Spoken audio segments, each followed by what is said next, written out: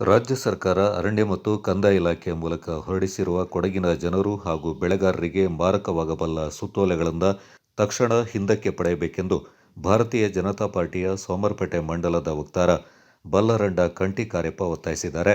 ಪತ್ರಿಕಾ ಪ್ರಕಟಣೆ ನೀಡಿರುವ ಅವರು, ರಾಜ್ಯದಲ್ಲಿ ಕಾಂಗ್ರೆಸ್ ನೇತೃತ್ವದ ಸರ್ಕಾರ ಅಧಿಕಾರಕ್ಕೆ ಬಂದ ಬಳಿಕ ಸುತ್ತೋಲೆಗಳ ಮೂಲಕ ಕೊಡಗಿನ ಜನರಿಗೆ ಕಿರುಕುಳ ನೀಡುತ್ತಾ ಇದೆ ಎಂದು ಆರೋಪಿಸಿದ್ದಾರೆ. ನಮಸ್ತೆ, ನಾನು ಬಲ್ಲಾರಂಡ ಕಂಠಿಕಾರ್ಯಪ್ಪ, ಭಾರತೀಯ ಜನತಾ ಪಾರ್ಟಿ ಸೋಮವಾರಪೇಟೆ ಮಂಡಲ ವಕ್ತಾರ. ಇತ್ತೀಚಿನ ದಿನಗಳಲ್ಲಿ ವನ್ಯಜೀವಿಗಳ ಸಂರಕ್ಷಣಾ ಕಾಯ್ದೆ 1972 ಇದರ ವಿಚಾರವಾಗಿ ರಾಜ್ಯ ಸರ್ಕಾರದಿಂದ ಕೆಲವೊಂದು ಸುತ್ತೋಲೆಗಳನ್ನು ಹೊರಡಿಸಲಾಗಿದೆ.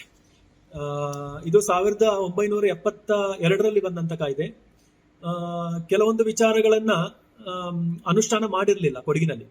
ಯಾಕಂತ ಹೇಳಿದ್ರೆ ಅದು ಕೊಡಗಿನ ಜನರಿಗೆ ಮಾರಕವಾಗ್ತದೆ, ಕೊಡಗಿನ ಜನರ ಜೀವನಕ್ಕೆ ಸಮಸ್ಯೆ ಆಗ್ತದೆ ಅಂತ ಹೇಳ್ಬಿಟ್ಟು ಹಿಂದೆ ಇದ್ದಂತ ಶಾಸಕರು ಇರ್ಬೋದು ಹಾಗೂ ಸರ್ಕಾರಗಳಿರ್ಬೋದು ಅದನ್ನ ಅನುಷ್ಠಾನ ಮಾಡಿರ್ಲಿಲ್ಲ. ಆದ್ರೆ ಇವಾಗ ಸಿದ್ದರಾಮಯ್ಯ ನೇತೃತ್ವದ ಕಾಂಗ್ರೆಸ್ ಸರ್ಕಾರ ಇದನ್ನ ಅನುಷ್ಠಾನ ಮಾಡಿ ಸುತ್ತೋಲೆ ಕೂಡ ಹೊರಡಿಸಿದ್ದಾರೆ, ಕೆಲವೊಂದು ಆದೇಶಗಳನ್ನ ಕೂಡ ಕೊಟ್ಟಿದ್ದಾರೆ. ಇದರಲ್ಲಿ ಒಂದು ಏನು ಅಂತ ಹೇಳಿದ್ರೆ, ಕೊಡಗಿನಲ್ಲಿ ನಾವು ಹಬ್ಬ ಹರಿದಿನಗಳಲ್ಲಿ ನಮ್ಮ ದೇವಸ್ಥಾನಗಳಲ್ಲಿ ಕೆಲವೊಂದು ವನ್ಯಜೀವಿಗಳಿಗೆ ಸಂಬಂಧಪಟ್ಟಂತ ಕೊಂಬು ಇರ್ಬೋದು, ಚರ್ಮ ಇರ್ಬೋದು, ಇದನ್ನೆಲ್ಲ ಉಪಯೋಗ ಮಾಡ್ಕೊಂಡು ಬಂದಿದ್ದೇವೆ. ಇದು ನಮ್ಮ ಒಂದು ಸಂಸ್ಕೃತಿ, ಒಂದು ಆಚರಣೆಯಲ್ಲಿ ಬರ್ತದೆ. ಆ ಒಂದು ದೇವಸ್ಥಾನದ ಹಬ್ಬಗಳಲ್ಲಿ ಉಪಯೋಗಿಸುವಂತದ್ದು. ಇದನ್ನ ಮತ್ತೆ ಹಿಂದಿರುಗಿಸುವಂತ ಸಮಯದಲ್ಲಿ ಅದು ಹೇಗೆ ಬಂತು ಹೇಳುವಂತ ಸಾಕ್ಷಿ ಕೂಡ ಕೊಡ್ಬೇಕು. ಇಲ್ಲ ಅಂತ ಹೇಳಿದ್ರೆ ಅವನ ಮೇಲೆ ಕೇಸ್ ಆಗುತ್ತದೆ. ಇನ್ನೊಂದು ಮರಗಳ ಗಣತಿ.